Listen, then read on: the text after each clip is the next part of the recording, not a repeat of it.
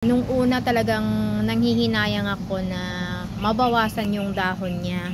Kaya lang kung yun naman yung ikakaganda ng kanyang ikakaganda niya kasi nga variegated nga yung gusto nating makita sa kanya, mas makita sa kanya. So ayun, tinanggal ko lahat noon yung mga variegated, yung mga reverted niya.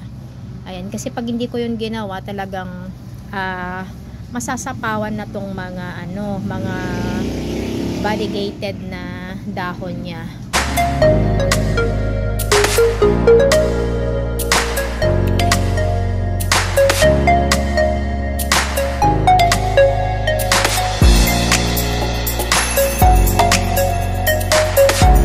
Samantalahin ang mag-vlog habang huminto ang ulan dahil nga yung bagyong Ophel na naman ay parating na, kaya ayan, samantalahin ko muna mag-vlog. So ito yung unang halaman ko guys na i-flex ko sa inyo na after 3 months makapture ko to or mapicturan ko ay ayan na, mas dumami pa ang kanyang dahon ngayon, na yung pinakamalaki niyang dahon dito noon ay wala pa to noon. Ito yung pinakamahaba niyang dahon, oh. So yung may punit andyan pa, hindi ko pa siya tinatanggal kasi yan lang naman yung problema sa kanya eh. Ayan, oh. So ngayon ayan na siya, oh. Yan, napakadami na niya, mas dumami ang kanyang dahon ngayon.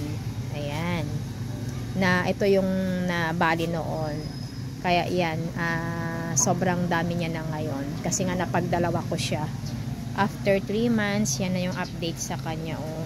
Ayan, so yung kanyang picture after 3 months ay ilan pa lang yung dahon, hindi pa gaanong madami, pero ngayon ayan, napakadami na. So naulanan to kanina. Ayan, medyo nalinisan naman yung mga dahon niya kasi sobrang alikabok tong mga halaman ko ngayon dahil nga inaayos tong street namin, nagwa-widening sila, kaya sobrang dumi nitong mga dahon ng mga halaman ko. And ito yung pinaka-latest niyang dahon, oh. Ayan, medyo malambot pa siya, manipis pa siya kung baga.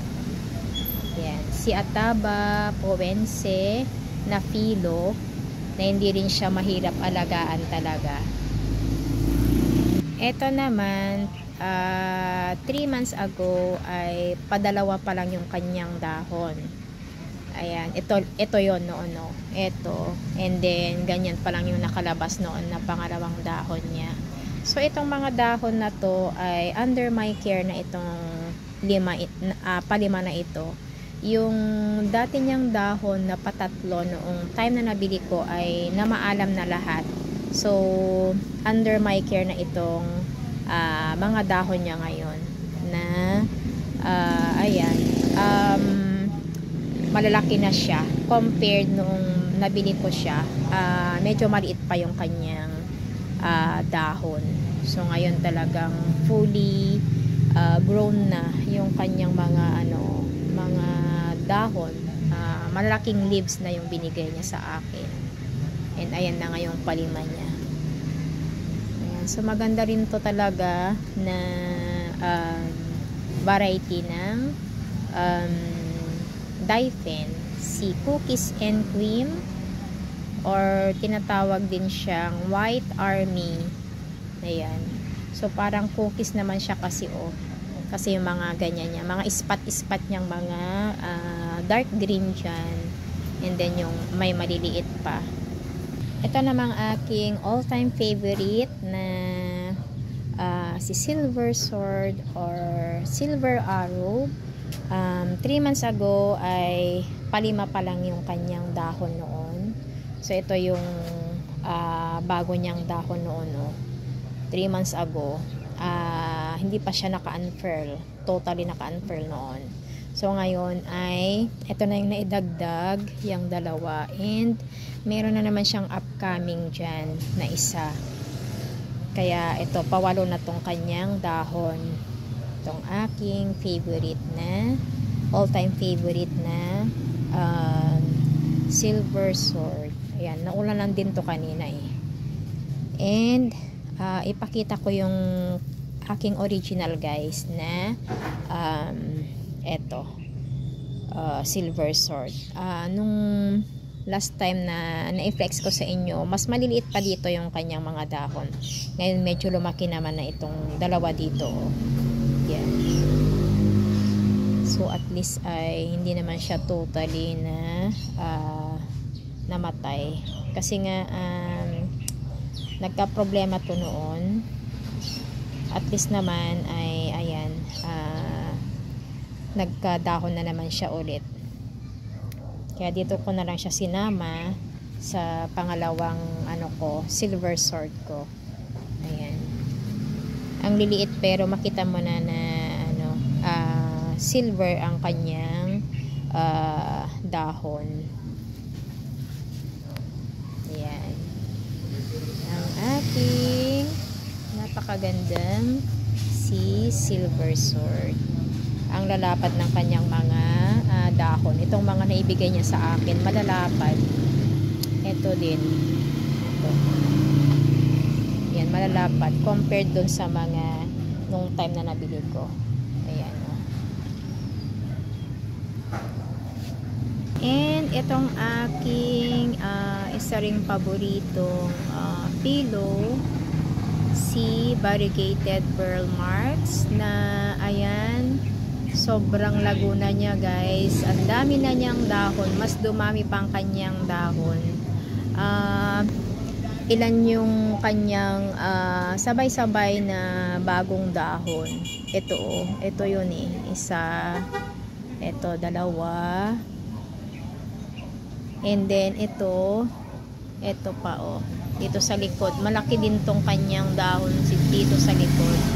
Ayan, kaya lang merong mga lumabas ulit na mga green sa kanya na ilang dahon to, apat yata to eh. Ayan ayan, ito rin yan, mga green lang. So tatanggalin ko na naman yan. Nung una talagang nanghihinayang ako na mabawasan yung dahon niya. Kaya lang kung yun naman yung ikakaganda ng kanyang ikakaganda niya, kasi nga variegated nga yung gusto nating makita sa kanya, mas makita sa kanya. So ayun, tinanggal ko lahat noon yung mga variegated, yung mga reverted niya. Ayan, kasi pag hindi ko yun ginawa, talagang masasapawan na tong mga mga variegated na dahon niya. So nakabuti naman yun yung pagtanggal ko ng mga reverted leaves niya. Ayan, so ayan, mangangalahati na siya sa kanyang pole na mas laro siyang nag-bushy. Ayan mabushy siya. Ayan, bushy na malaki rin yung mga dinadahon niya. So yun yung kagandahan dito sa pearl marks, na kapag magdahon siya talaga ay may tatlong sabay-sabay na idadahon niya, apat, ganyan. So dito sa bandang likod, parang may mga green pa dyan na upcoming na ilalabas niya. So tatanggalin ko rin yan kapag maka-unfurl sila. Ito muna yung mga tatanggalin ko ngayon. Ito, hindi ko nga lang muna tinanggal para maipakita ko sa inyo na talagang meron pa ring nilalabas talaga na mga green lang. Ayan. Pero at least ay makita mo naman dyan na mas madami yung kanyang variegated. Ayan. Ito may full moon pa nga dito eh. Sana tumagal naman yan. So hindi naman siguro malulusaw to ngayon kasi ayan nga, umuulan naman kasi nga itong bagyo. Ayan, na palamig naman na. Tatagal naman siguro to. Kasi yung isa naman na ganito, na dahon niya noon ay tumagal naman ng ilang buwan bago siya tuluyang nalusaw.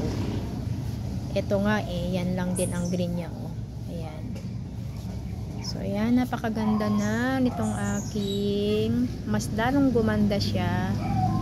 So, bagay siya dyan sa gitna, kaya siya yung nilagay ko dyan talaga. Ayan. So, that's it for today's video, guys. I hope ay nagustuhan nyo itong aking na-share ngayong araw. And kung ngayon ka nakapag-tune in dito sa aking munting channel, please like and subscribe at pakiclick na rin ang notification bell para lagi kang updated every time na may bago akong upload. Thank you for watching.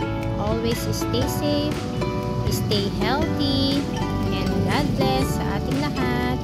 See you next time. Bye!